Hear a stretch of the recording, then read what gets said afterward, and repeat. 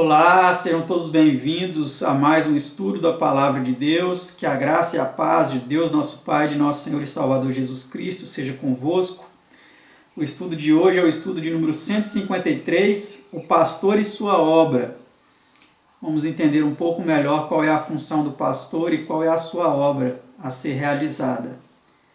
Eu convido a você que se ajoelhe agora juntamente comigo e vamos elevar ao Senhor uma prece. Pai Santo, Deus amado, te agradecemos por podermos te buscar mais uma vez, estudar a tua palavra, entender os teus desígnios e suplicamos que abra o nosso entendimento para compreender este assunto, compreender qual é a obra do pastor, qual é a obra que o Senhor nos confiou para ministrarmos a tua palavra às pessoas. E suplicamos ao Pai que nos ajude a cumpri-la conforme a tua vontade. É o que te pedimos em nome de Jesus. Amém, Senhor.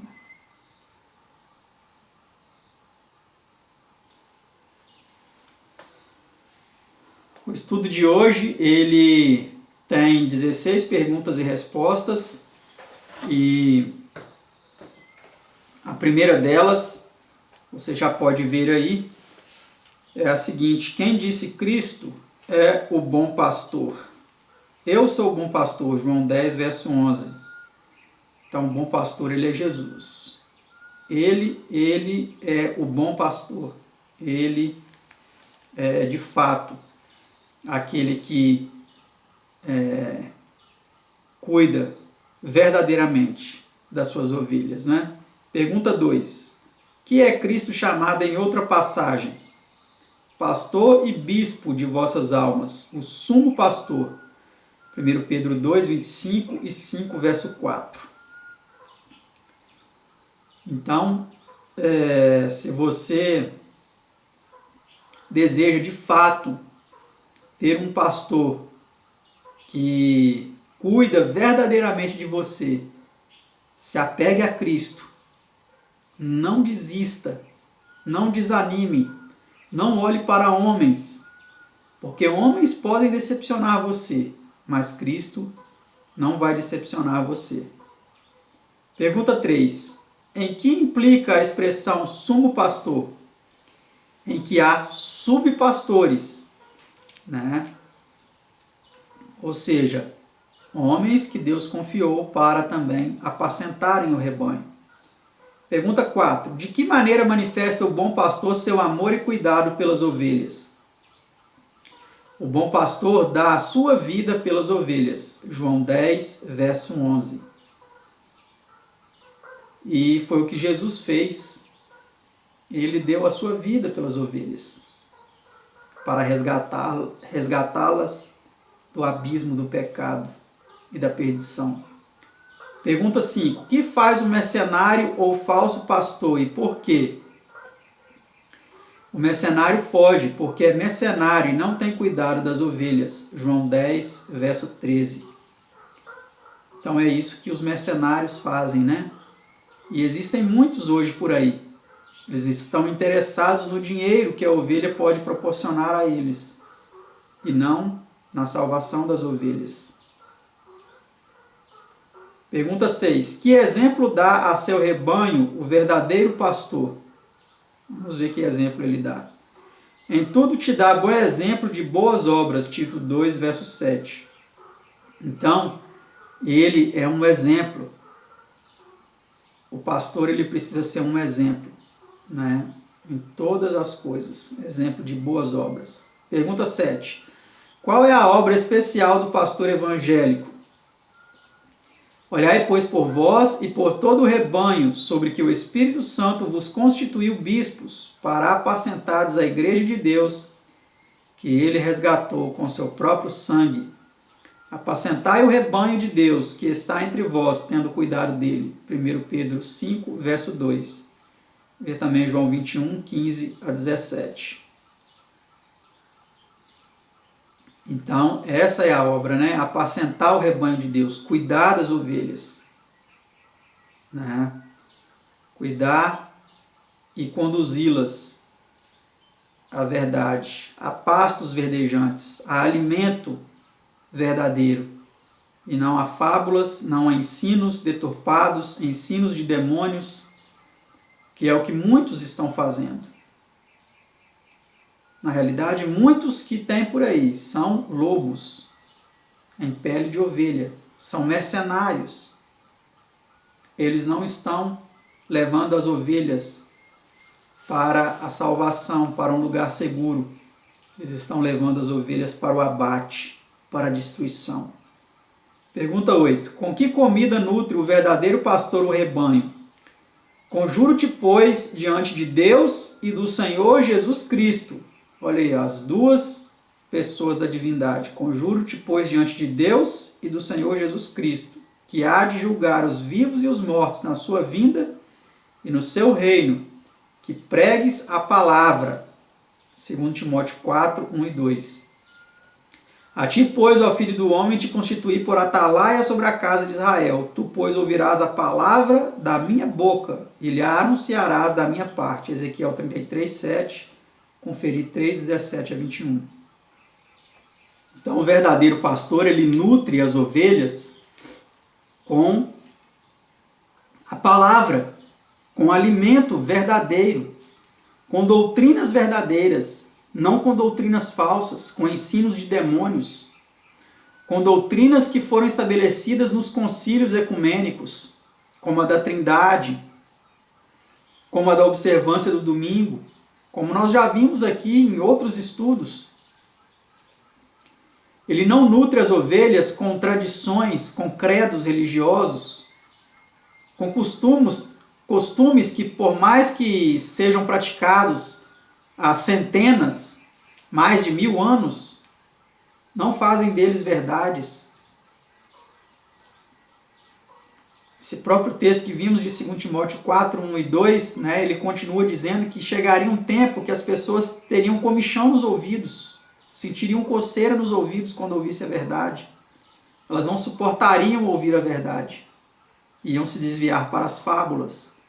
E nós vivemos hoje nesse tempo, as pessoas preferem fábulas do que alimento sólido, verdadeiro.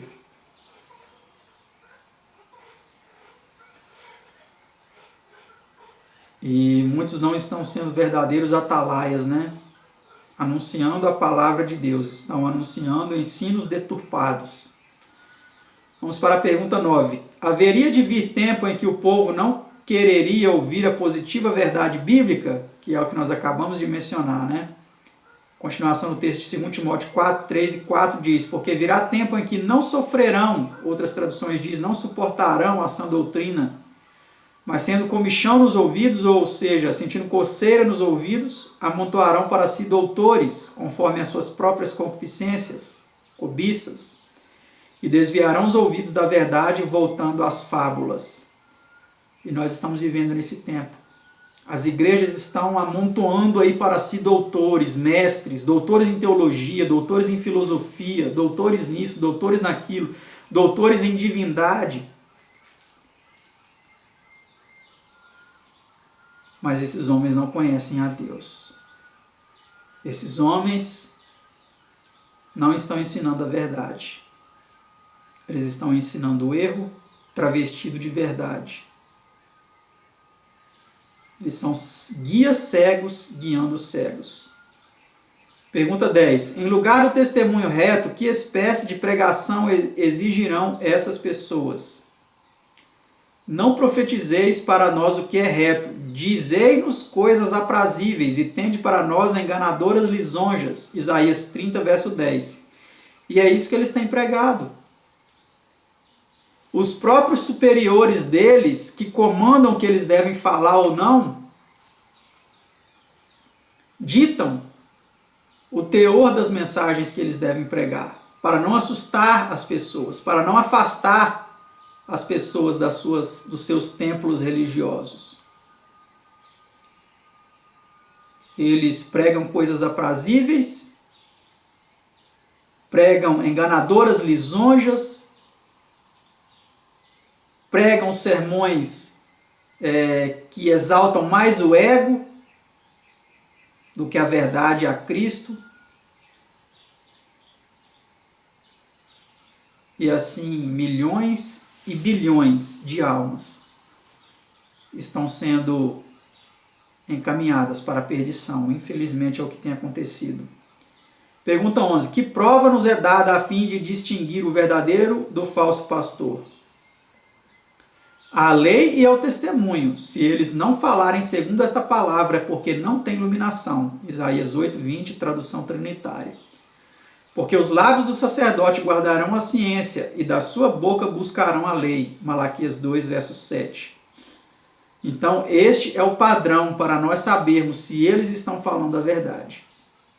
E muitos dizem que estão falando a verdade, que estão defendendo a lei, mas estão transgredindo o primeiro mandamento: não terás outros deuses diante de mim. Eles adoram uma trindade e não a um Deus único e todo-poderoso, um ancião de dias. Eles desprezam a soberania do ancião de dias e colocam um falso Deus sobre o trono, um ser de sua própria invenção.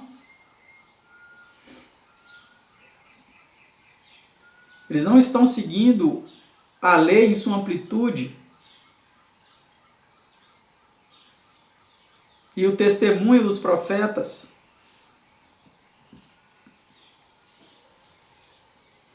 Mas estão seguindo as trevas, chamando-as de luz. E de luz progressiva ainda. Vamos continuar. Pergunta 12.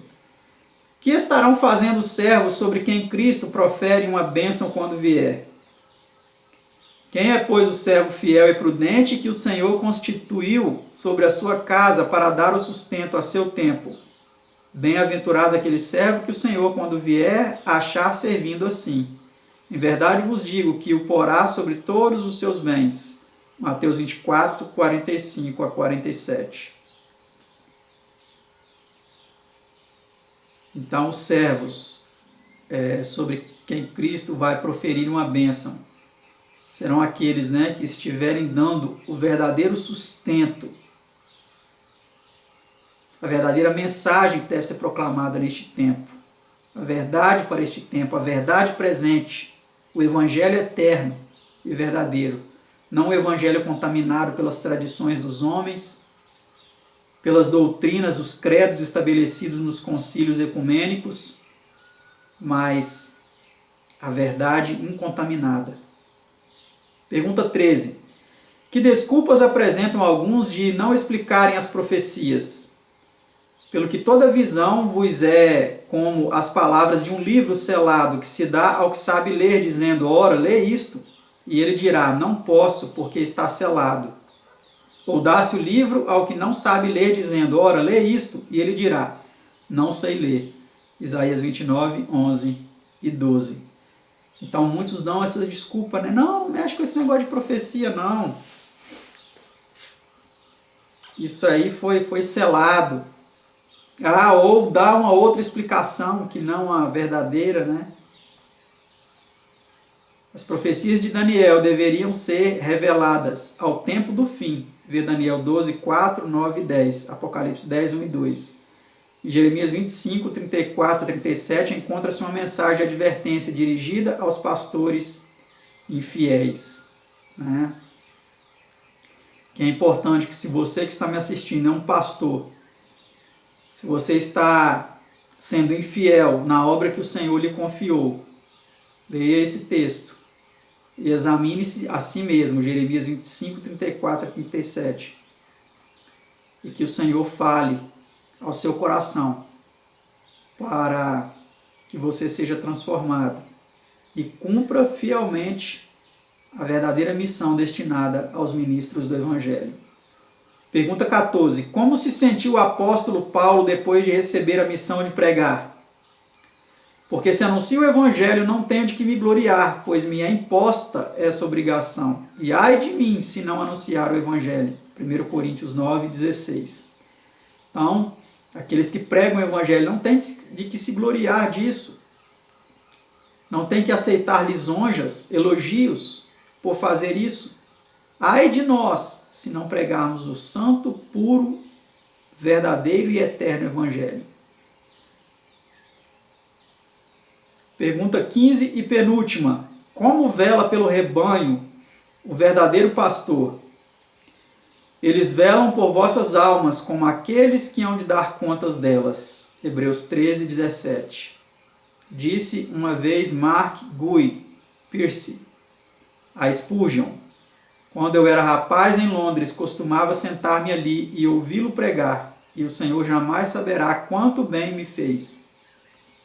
O Senhor dava-me então corda, como um relógio semanal. Eu era capaz de andar direito por uma semana depois de tê-lo ouvido. Então, olha aí a responsabilidade, né, do pastor de guiar as ovelhas para que elas não sejam desencaminhadas, né? Mas o que nós temos percebido é muitos pastores encaminhando as ovelhas para o abismo, achando que estão encaminhando-as para o céu. Esta é a grande realidade, né? E última pergunta, pergunta 16. Se os atalaias de Deus deixam de advertir o ímpio, que terrível responsabilidade terão na prestação de contas? Se tu não falares para desviar o ímpio do seu caminho, morrerá este ímpio na sua iniquidade, mas o seu sangue eu o demandarei da tua mão. Ezequiel 33, verso 8, ver Isaías 3, 10 e 11. Então, meu amigo, minha amiga, que agora assistem este estudo da Palavra de Deus, se você é alguém que já aceitou a Cristo como seu Salvador, mas está em práticas de pecado, que muitas vezes só você sabe, eu quero chamá-lo agora ao arrependimento, a abandonar esse pecado, a implorar do Senhor a libertação, para que você seja uma pessoa verdadeiramente transformada pelo poder de Cristo. Porque se você continuar na prática desse pecado, você estará não entre os bem-aventurados, não entre os justos, não entre os salvos, mas entre aqueles que dirão: Senhor, nós não profetizamos em Teu nome, nós não curamos em Teu nome, nós não expulsamos demônios em Teu nome. Aqueles que ouvirão da boca de Cristo: apartai-vos de mim, os que praticais a iniquidade, porque muitos estão praticando a iniquidade, travestidos de cristãos.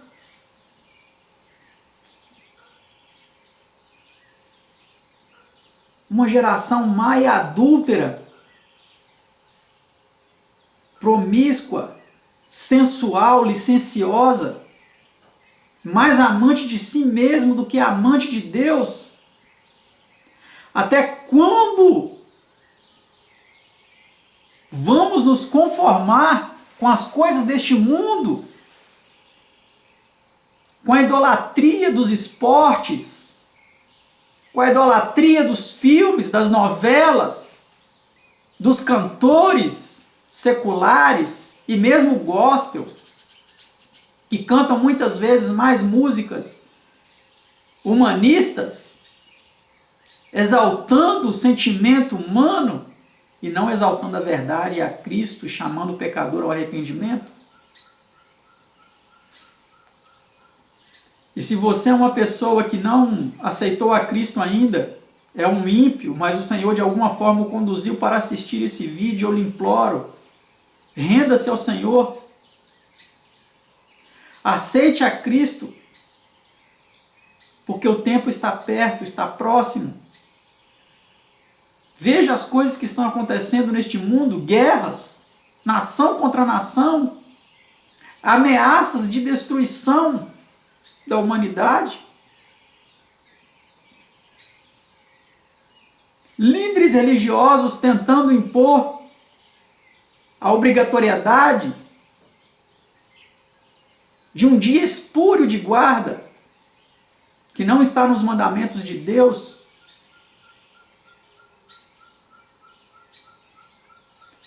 homens políticos estabelecendo leis contrárias aos mandamentos de Deus, tudo isso está perto de culminar no fim de todas as coisas.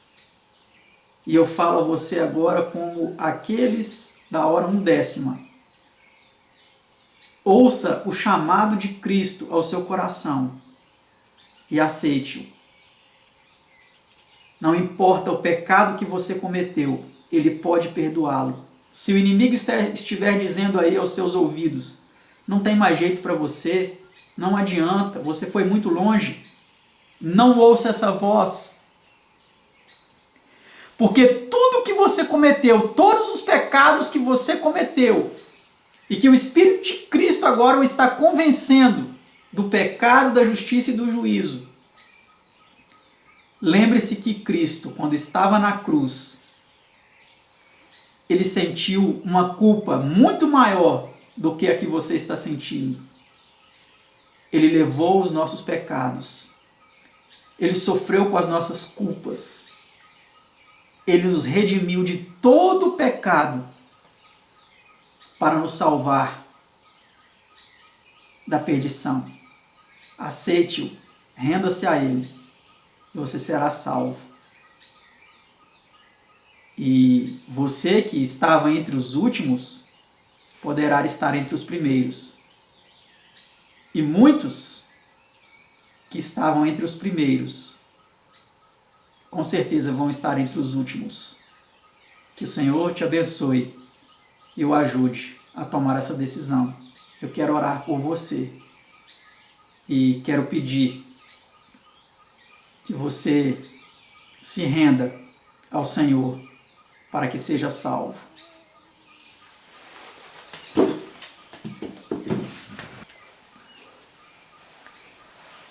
Pai Santo, Deus eterno, tenha misericórdia, Senhor, desta alma que ajoelhada se rendeu aos teus pés.